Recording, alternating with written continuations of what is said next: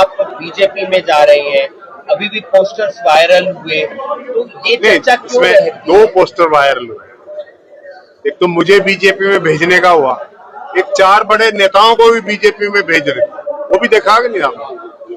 तो दोनों ही वायरल हुए हैं। अब वायरल कौन कर रहा है?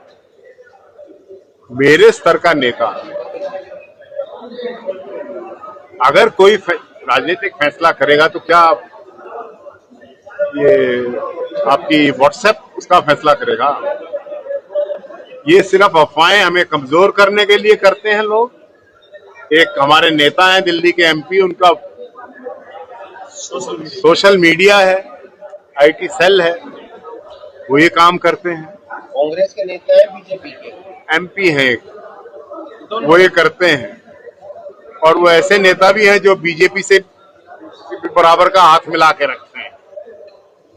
नाम लेना अच्छा नहीं, अच्छी बताएंगे तो जनता को क्लियर हो जाएगा। सबको पता है। पार्टी के या कांग्रेस पार्टी के? मैं ये कह रहा हूँ कि दिल्ली में एक एमपी हैं, उनका एक आईटी सेल है और ये जनता जानती है। वो इस प्रकार के कार्यक्रम हम मेरे खिलाफ करते रहते हैं। मैं इनसे परटर्ब नहीं हूँ और पब्लिक को सब पता है कि मैं किस प्रकार से हूँ। और ये जरूर करेंगे, कांग्रेस का लोकदलीकरण हो रहा है, इसको रोकेंगे। सर, आपने कहा कि 2005 से पहले वाली कांग्रेस बनाई। मैं ये कह रहा हूं कि 2005 में एक कांग्रेस का मिश्रण था। भजनलाल जी थे अध्यक्ष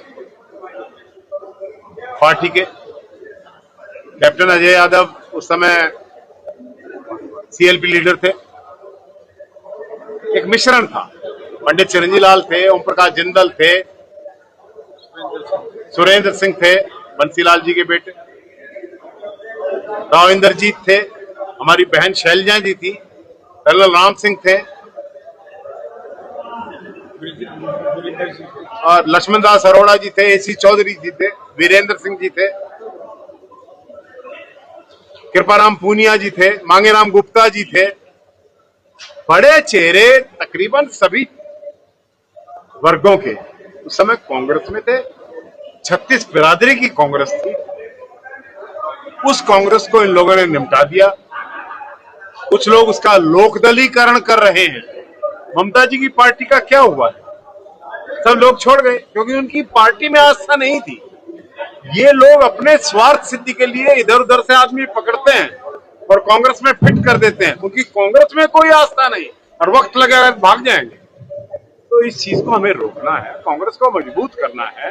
तो 2005 की कांग्रेस, हमारे मान साहब कह रहे थे, जिसमें 36 बिरादरी हो, वो कांग्रेस लेके आए। कांग्रेस के जिला प्रधान दोनों आज नदारत रहे, कार्यक्रम में फोटो लगी हुई है लेकिन आए नहीं दोनों। कि वो तो उनसे पूछिए कि वो क्यों नहीं आए, मेरे से क्यों पूछते? वो चाहते थे अपना ब्लॉक अध्यक्ष बने, तो पंडित कुलदीप शर्मा के मैंने धर्मपाल मलिक जी का, धर्मपाल कौशिक जी का नाम रिकमेंड किया है। हमारी बहन सुमिता है, यहाँ की स्थानीय एमएलए है। हमारे प्रदेश के अध्यक्ष माननीय श्री नरेंद्र जी हैं, उन्होंने सबसे बात की है। सबसे बात करके सारे ब्लॉकों के अध्यक्ष बनाए। सभी बड़े नेताओं से बात हुई है और सबको पार्टी के अंदर कुछ ना कुछ सबको हिस्सा मिला है। तो ये तो जिसको अपनी जिम्मेदारी समझनी चाहिए, उसको समझकर आना चाहिए।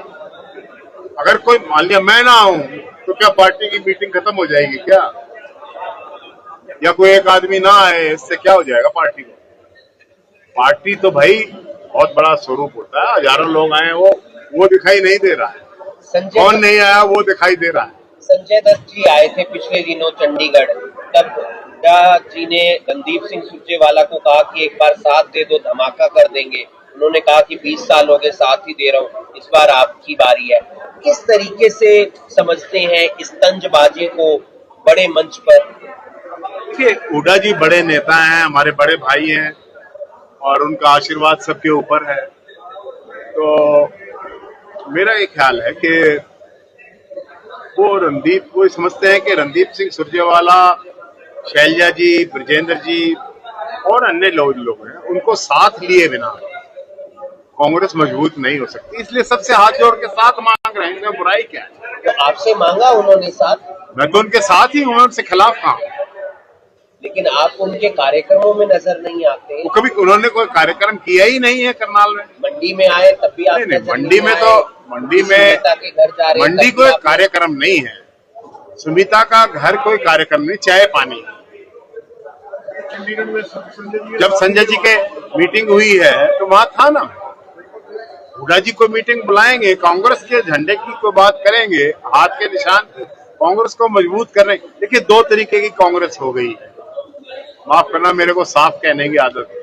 रघुवीर जी भी कह रहे थे, जयपाल जी भी कह रहे थे। एक तो सीधी आस्था है राहुल गांधी में, सोनिया गांधी में, खड़गे जी में, प्रियंका जी। फिर आस्था कहीं और है। नाम ले दीजिए। तो इस बात को समझना चाहिए कि हमें उस कांग्रेस को मजबूत करना है जो राहुल गांधी के हाथ में मजबूत करेंगे। अब राहुल जी आए, ब्रिजेंद्र जी की यात्रा में गुड़गांव, सारे एमएलए और एमपी को रोक दिया गया। तो वो कोई राहुल जी को मजबूत कर रहे हैं? तो अपना गेम अपने तरीके से कुछ लोग करते हैं। अब आप ये समझिए कि सबका सम्मान करना चाहिए पार्टी में। कोई वरिष्ठ है, कोई सीनियर है, किसी को कम मौका मिल गया, किसी को कम मौका मिल जाएगा। हमारे बाद भी तो इस कांग्रेस की संतानें चलेंगी या कि नहीं चलेंगी? ये समाप्त हो गया है, इस पीढ़ी के बाद सब समाप्त, ऐसा नहीं है। आप मानते हैं कि सबको सम्मान नहीं मिलता कांग्रेस में? मैंने कहा कि इस चुनाव को हम जीत सकते हैं, लेकिन कहीं कहीं ऐसी बात कही गई। अब शैलजा जी हैं, उनके पिताजी प्रधान रहे, वो प्रधान रही, वो केंद्रीय मंत्री रहे, ये केंद्रीय मंत्री रही। उनके बारे में जाति सूचक अपशब्द कहना, एक साजिश के तहत कहना, क्या क्या सम्मान हो रहा है? इस प्रकार से आप एक संकेत दे रहे हैं। हमारे शेड्यूल कास्ट में एक संकेत गलत गया और हमारी पार्टी को नुकसान हुआ। तो मैं ये कहता हूं कि सबका सम्मान।